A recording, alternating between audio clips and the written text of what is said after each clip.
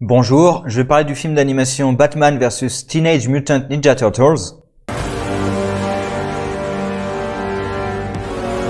Bien, alors je vais les appeler les Tortues Ninja, je vais pas répéter le TMNT à chaque fois. Batman vs les Tortues Ninja, adolescentes mutantes, est une adaptation du comic. Alors du premier volume, puisque on en est au troisième là, qui devra normalement terminer l'histoire, qui est un partenariat entre DC et IDW, qui sont ceux qui publient les histoires des Tortues Ninja à l'heure actuelle, que je conseille d'avoir les deux, à la fois les histoires des Tortues Ninja de la IDW. Alors je n'ai pas tout lu, je suis pas à jour, mais j'ai lu une cinquantaine, voire peut-être pas une centaine, mais oui, une bonne cinquantaine des premiers comics, qui étaient plutôt bons, qui ont une vision un peu plus sérieuse des Tortues Ninja quand même. Ils ont une vision loufoque quand même, ils ont gardé les éléments loufoques, mais ils ont une vision un peu plus sérieuse. C'est-à-dire, il y a le côté... bon, je vais parler des Tortues Ninja avant de parler de tout le reste. Batman est connu, mais bref. Au départ, les Tortues Ninja, c'est une parodie de super-héros. C'est les parodies des super-héros de Frank Miller, sur Daredevil même. Parce que le rat, il fait beaucoup penser à Stick. Les Tortues Ninja les tortues au départ, sont mutées par les produits chimiques d'un camion qui a renversé un gamin. Donc c'est Matt Murdock, le gamin, qui lui a donné des super pouvoirs. Donc voilà, il y a plein de références quand même à Daredevil. Le clan des ninjas dans Daredevil, c'est la main. Dans les Tortues Ninja, c'est foot, c'est les pieds. Ah, donc il y a plein de références comme ça. Et les comics de Frank Miller, qui sont connus pour être quand même assez violents et tout, c'est ce qu'on retrouve dans les Tortues Ninja. C'est une ambiance très violente, très noire, très sombre, en noir et blanc. D'ailleurs, on retrouve ça dans le générique de ce film d'animation, le côté noir et blanc. Voilà, donc c'est une parodie de ce genre de super-héros. Après, c'est devenu un dessin animé très enfantin, parfois trop. Et la série moderne de IDW fait un bon compromis entre les deux, en gardant des éléments débiles et loufoques, voilà, mais en ayant une histoire sérieuse malgré tout, et des vrais drames, en l'occurrence le drame familial et la mort de Splinter, j'ai perdu son nom japonais, et de ses fils. Parce que du coup, les Tortues Ninja dans IDW, ce sont les réincarnations sous forme de tortues mutantes d'un prince, enfin pas d'un prince, mais d'un seigneur japonais d'un clan de ninjas, et de ses 4 fils. La réincarnation de ces humains dans des tortues mutantes. Voilà, donc on garde le côté loufoque, mais il y a quand même la tragédie de la famille à l'époque féodale japonaise. Voilà, on garde quand même tout ça. Bref, là, le film aborde quand même le côté plus loufoque des Tortues Ninja, mais on peut pas leur en vouloir. Le comic quand même, Batman versus les Tortues Ninja, est peut-être un tout petit peu plus sérieux, mais c'est surtout en fait le dessin. Surtout le dessin qui rend le truc un peu plus sérieux que ce qu'on voit là-dedans. Mais il y a beaucoup, honnêtement, parce que je les ai lus, il y a beaucoup de références, il y a beaucoup de lignes qui sont empruntées, de blagues même, qui viennent directement des comics, enfin du premier volume en tout cas. Dans le film, il y a aussi quelques modifications, notamment dans le film, les Tortues Ninja et Batman existent dans la même dimension. Alors que dans le comic, les Tortues Ninja viennent de leur propre dimension, se retrouvent dans la dimension de Batman, et l'objectif principal de Shredder et des Tortues Ninja, c'est de rentrer chez eux, Shredder rajoutant que lui, il a envie de conquérir les 2 dimensions à la fois. Donc ça, c'est complètement absent de ce film d'animation. Bref, le film en lui-même, l'histoire est assez banale, enfin... elle est très prévisible, il n'y a rien vraiment de surprenant. Il y a les 2 méchants, Rachel Gould et Shredder, qui sont alliés pour détruire Gotham City. C'est le plan de Rachel Gould, c'est détruire Gotham City en utilisant je vais pas révéler tout ça, mais c'est cousu de fil blanc en fait. Donc je pourrais quasiment tout dire. On s'attend à peu près à tout au final. Il n'y a rien de vraiment surprenant, c'est des gros méchants qui veulent faire des trucs de gros méchants, et les gentils qui, au départ, se rencontrent, il y a un malentendu, ils se tapent dessus, et finalement, ils se rendent compte qu'ils sont gentils, et donc, ils vont combattre le méchant. Il n'y a rien de vraiment surprenant, en fait, là-dedans. Donc, l'histoire est assez banale. Après, le film est plutôt sympathique. L'animation laisse à désirer par moments, quand même. Les 2 premiers moments où vraiment j'ai eu pas un haut le cœur, mais pas loin, c'est Donatello, qui est celui qui a le design le plus simpliste, j'ai envie de dire simplé presque, des 4 tortues. Honnêtement, au début, je crois, le premier qu'on voit, je crois que c'est Raphaël.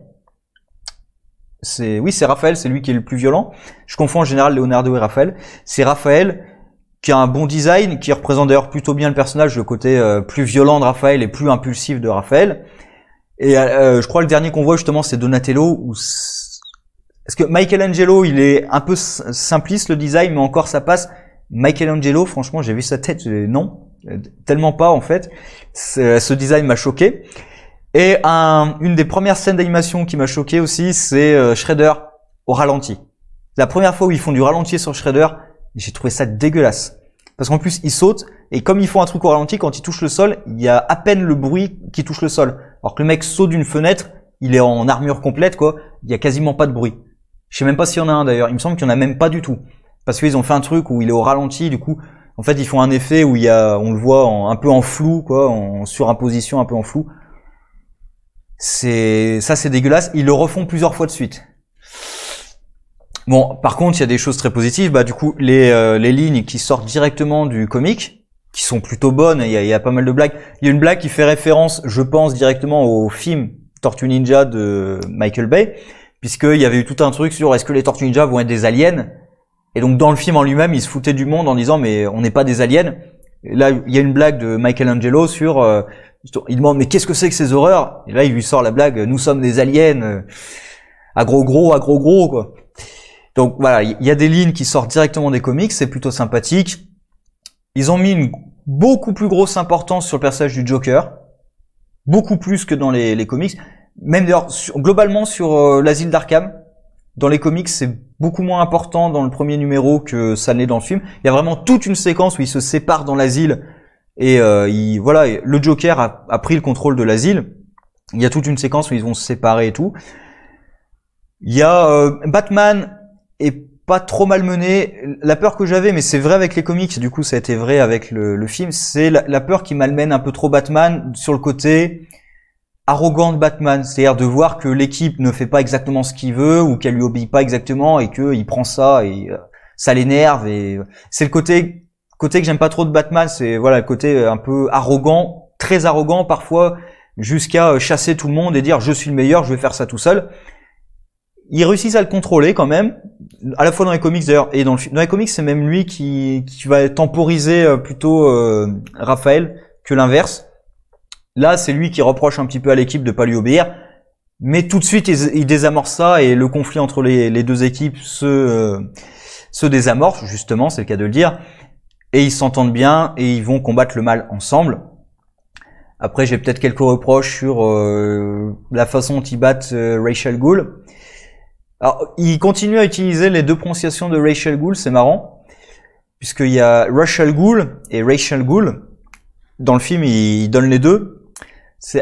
Souvent, Rachel Gould est maintenant utilisé comme étant le vrai nom secret de Rachel Gould, qui est utilisé que par ceux qui le connaissent, et Rachel Gould, c'est ceux qui le connaissent pas trop. Et d'ailleurs, c'était marrant, parce que je crois que c'est dans ce comic-là, où justement, il y a une des tortues qui dit, il s'appelle Rachel, comme racial, Rachel Gould. Donc ça veut dire littéralement la prononciation est donnée dans le comic. Donc il s'appelle bien Rachel Gould, la prononciation est clairement dite. Enfin bref, il y a toujours un débat sur la prononciation entre les deux et du coup on la retrouve là-dedans. La façon, alors il se fait battre à cause de son arrogance, mais le coup qui le fait battre, bon le personnage perd un petit peu en dignité. Hein. Sinon Shredder, j'ai préféré en fait le combat Shredder-Batman du début, qui m'a bien mis dans le film. Je trouvais que le combat du début était plutôt bon, parce qu'en plus on voit que c'est équilibré entre Batman et Shredder, le combat est équilibré. Alors Batman perd à la fin d'une façon assez conne. Moi j'aurais terminé le combat avant qu'il saute. Parce que quand tu sautes contre un ennemi qui s'est relevé, c'est débile. C'est complètement débile. Parce que justement quand t'es en l'air, bah, ou alors il utilise un gadget en l'air. Il aurait pu utiliser un gadget en l'air, mais sinon c'est débile de sauter comme un con sur ton ennemi. Surtout quand il s'est relevé. Et parce que moi au début je pensais qu'il sautait en contrebas pour aller le taper. Non, il lui saute dessus. Ça c'est débile. Moi j'aurais terminé le combat juste avant. C'est-à-dire quand les deux sont vraiment épuisés, qu'il s'est pris un coup dans la gorge et que Shredder est au sol, j'aurais arrêté le combat là et fait en sorte que Shredder réussisse à s'enfuir et Batman étant trop blessé pour le poursuivre. Là ça aurait fait un combat vraiment ex aequo. Mais après, la blessure que subit Batman par le coup secret de Shredder permet de justifier qu'il est pas au top de sa forme plus tard dans le film. Ça permet de justifier ça, et du coup, quand il se fait battre dans d'autres combats, après on peut dire oui, mais Batman n'était pas au top, parce que s'il avait été au top, il aurait pu les battre. Et d'ailleurs, on voit que contre les tortues, il tient le truc sans aucun problème. Hein. Franchement, en même temps, il vient de battre Shredder, donc contre les 4 tortues, normalement, il tient le coup. Après, oui, il vient d'être blessé, donc aussi on aurait pu justifier le fait que, bah du coup, s'il n'était pas blessé, il les battrait encore plus. Bon. Donc, je vais pas épiloguer le film, ça va pas être le film du siècle, hein, faut pas exagérer. C'est plutôt sympa. Il y a des trucs d'animation qui marchent pas du tout. Parfois, il y a des proportions. Je pense à Harley Quinn, à un moment où, il y a pas que ce moment-là, mais celui que j'ai en tête avec bon, je vais le dire, elle a utilisé le mutagène. Et du coup, elle est en chien ou en loup, enfin, plus un chien, enfin, peu importe. Et à un moment, elle les tease du haut pas d'un balcon, mais d'un escalier. Et la gueule est démesurée. À un moment, la main même est aussi un peu démesurée. Il y a des proportions qui sont pas forcément bien respectées. Il y a des animations. À un moment, le Joker, on a l'impression presque qu'il est en forme de serpent. Et franchement, j'ai l'impression parfois qu'il lévite. Hein. En serpent, j'ai l'impression qu'il lévite au-dessus du sol par moment. Donc, voilà, l'animation est pas toujours au top. Après, les scènes de combat, la plupart... C'est surtout au début, en fait. J'ai dit la plupart non plus. C'est surtout au début, en fait. La scène Batman Shredder au début, la scène contre les 4 tortues, j'étais plutôt dedans. Vers la fin, j'avoue que ouais, il y en a beaucoup moins qui me restent en tête à la fin. C'est quand même dommage. Bah, donc l'animation parfois laisse à désirer. L'histoire est vraiment basique. Vraiment basique. Les grands méchants qui s'allient, les 2 super-héros, quiproquo au départ, mais finalement on s'entend bien, on va combattre. On échoue une première fois, petite dissension dans l'équipe, on se rabiboche, on va recombattre le grand méchant et on gagne. Bon, bah, du coup, je vous ai fait le film et c'est vraiment un scénario extrêmement classique. Mais j'ai passé un bon petit moment. Je pense que le comic est meilleur. Donc, je vous le conseille. Je vous conseille aussi les Tortues Ninja de IDW, que j'ai beaucoup apprécié. Et sur ce, au revoir.